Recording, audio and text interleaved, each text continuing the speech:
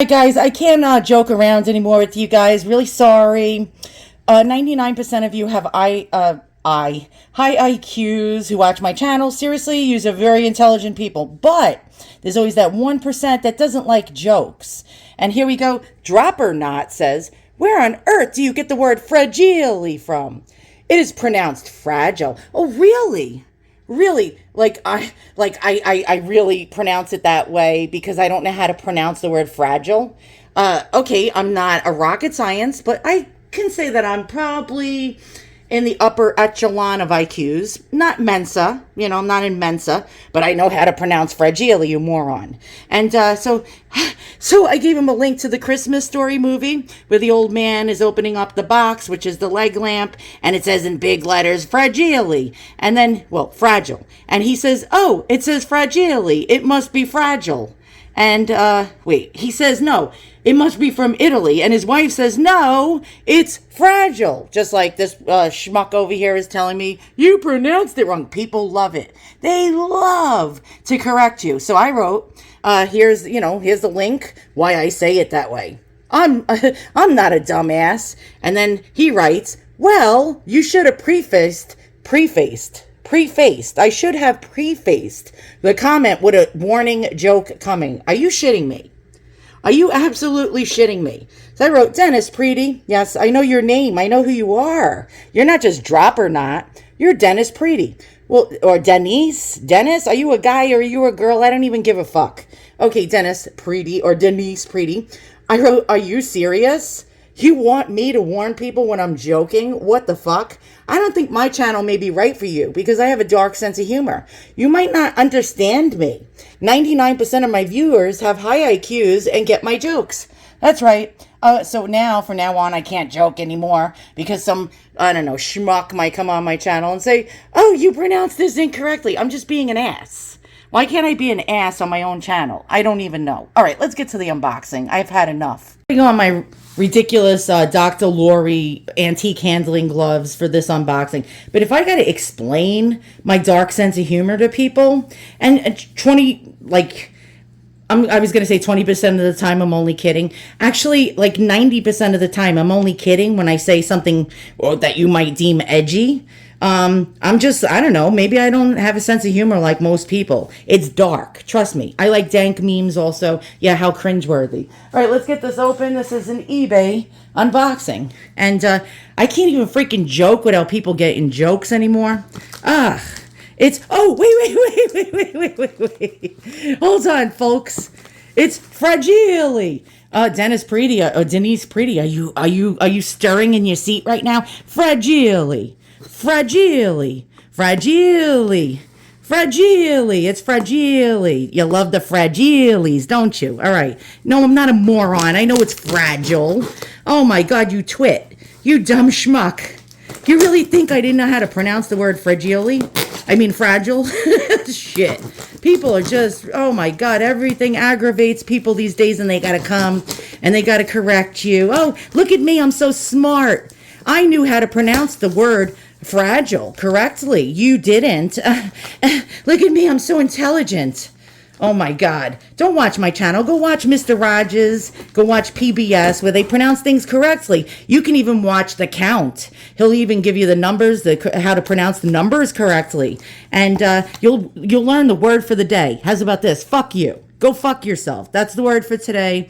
Go fuck yourself. All right. Let's get this open. And we'll do this in fast motion.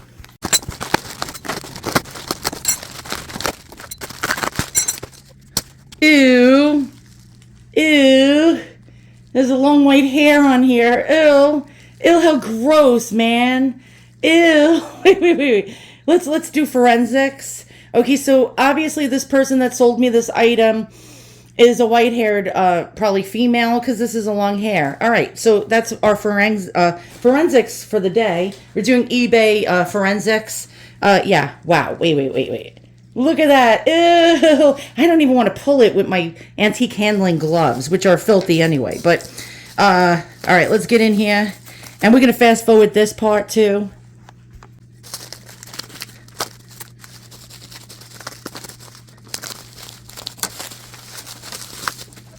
Fragile.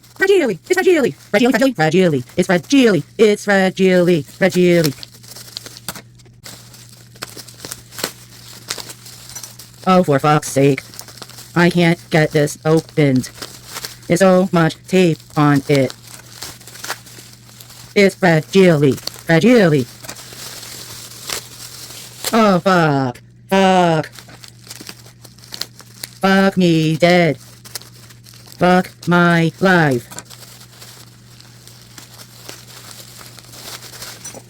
So what do we have here? One of two things. This is either French or Italian. And this is beautiful crystal glass and a diamond pattern. The seller, I did ask them to pack it well. As you can see, it probably, if I didn't fast forward that would have been an 8-minute stint of unboxing it. All right, so yeah, this is actually beautiful. It looks a lot like Baccarat glass. Yes, I pronounced that correctly. Dennis Preety or Denise Preety, whatever the fuck you are. Looks a lot like French Baccarat glass. I will show you examples in a moment. And this is like a egg box, but the seller did not tell me that this doesn't close all the way. Well, shit. This always happens. It's like they never disclose shit in the you know, description, and then you get something and you're like, it's crooked, it's cockeyed. This is cockeyed over here. I'm gonna have to like play around and bend this shit and probably get out my pliers and work its magic. All right, this is filthy. Now I'm looking for markings. Now a lot of people sell these as antique Baccarat crystal boxes or egg boxes, or sometimes they even call these pineapple boxes because it's like, it looks sort of like a pineapple. These sell for a lot of money. Now this one is filthy dirty. It's got dust on here from probably 19 dickety do, and even the glass is filthy. There's coatings of dust and filth on it. I'm going to clean it and come back. We're going to find out more about this. I'm going to see if I can find any hidden marks to try to figure out what country of origin. Again, either Italian or French, Baccarat. It could be Murano. Murano, believe it or not, did make cut crystal. Very beautiful. Even the Germany made beautiful cut crystal pieces in the mid 20th century. But Baccarat, if it's Baccarat, it can go back all the way to 1857. I don't think it's that old. You can tell by the embellishments on it. This is way too clean to be 1857, but this has patina on it. And so I'm going to guesstimate that this is circa 1900 to about the 1930s. All right, let me clean it. I'll be back, and we're going to look at comparables, what the prices go for, and I paid 20 doll hairs for this. Not bad. All right, so I just wanted to show you it's sparkly and in the light. And this is like almost like optic glass. It's diamond cuts. So there was actually, this was very popular during the Victorian time and before. So from the 1850s onto the Victorian era. They actually waned down about World War I, re-emerged with this beautiful type of Baccarat, type of crystal boxes. And so from like the 20s, 30s, it was popular. And then it waned in popularity again during World War II because of the incidents with the war going on. And then it reemerged again during the mid-century, just post-World War II.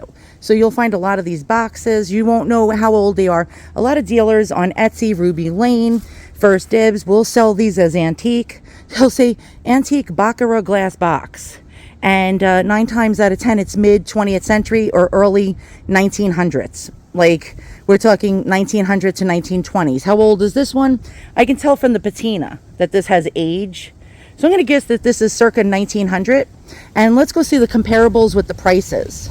There's a dealer on the internet that actually has a lot of these crystal boxes or cut crystal boxes that actually call them all Baccarat French. And even if they're mid-century, list them for thousands of dollars. And this one, it doesn't have a price, but this is, look at this. It's called a pineapple perfume casket box, antique Baccarat with the acorn finial.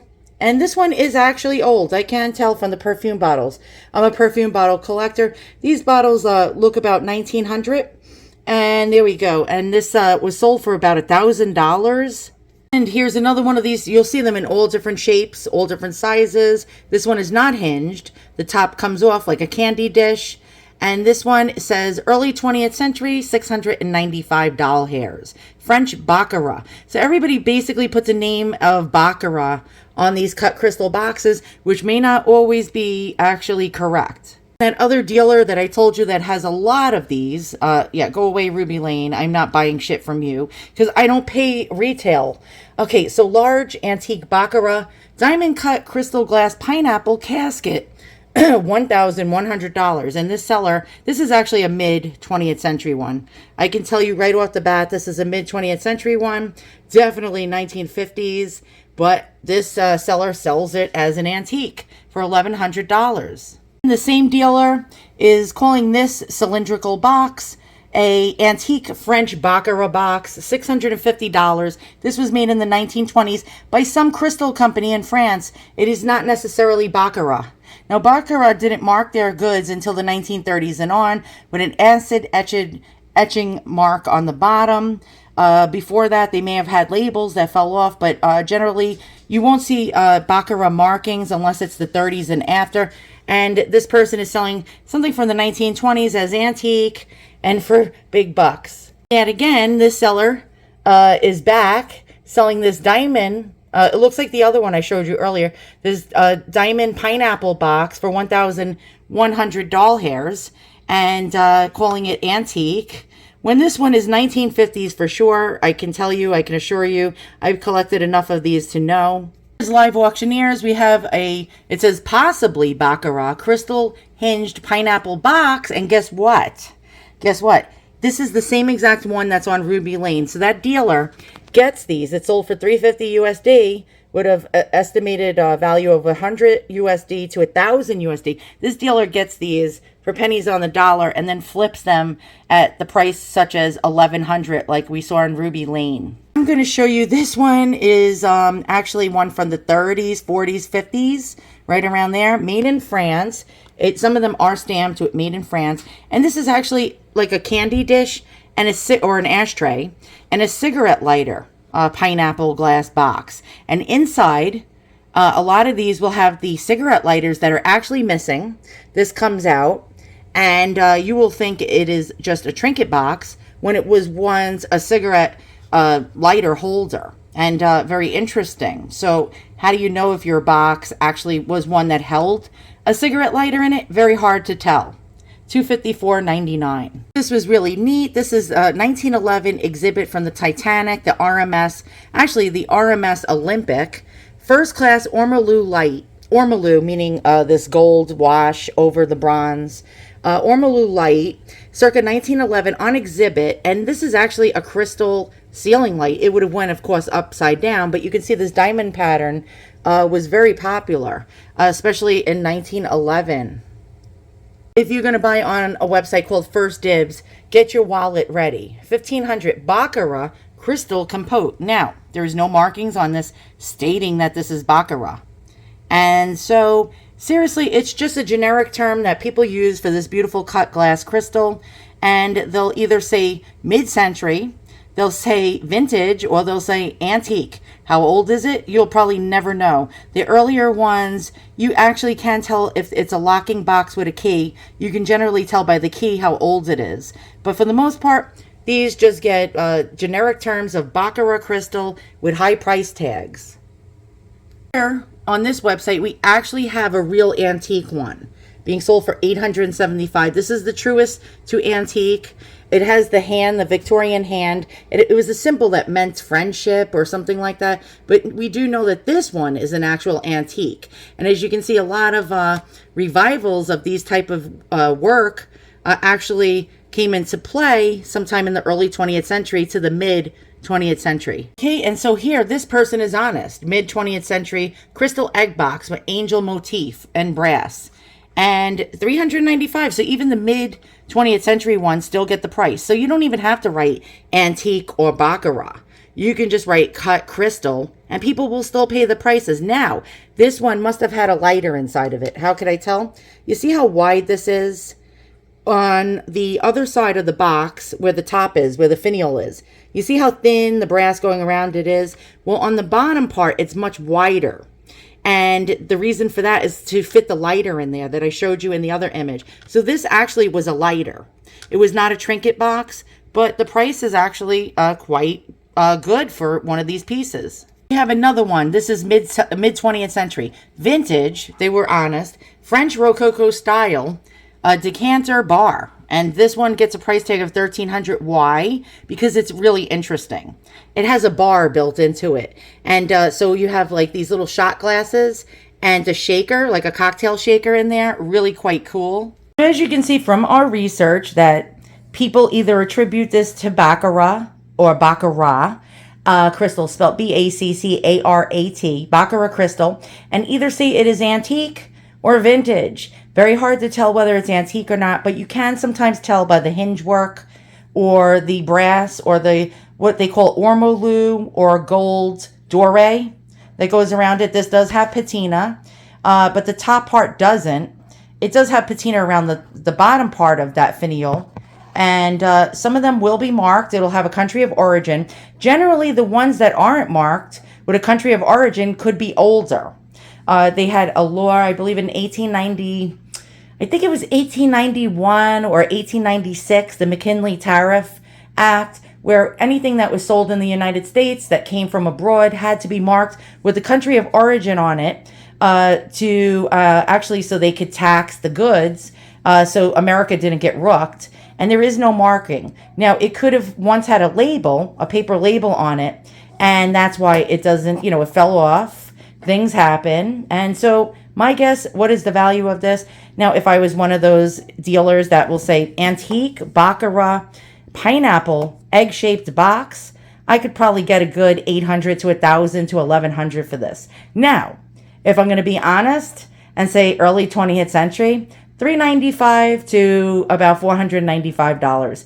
All for a $20 eBay purchase. Not bad. Thanks for watching. Hope you learned something. Keep an eye out for these pieces. Actually, a lot of them were. The most ones you will find are from the 50s. I'm not a big fan of those ones. I like the older, the better.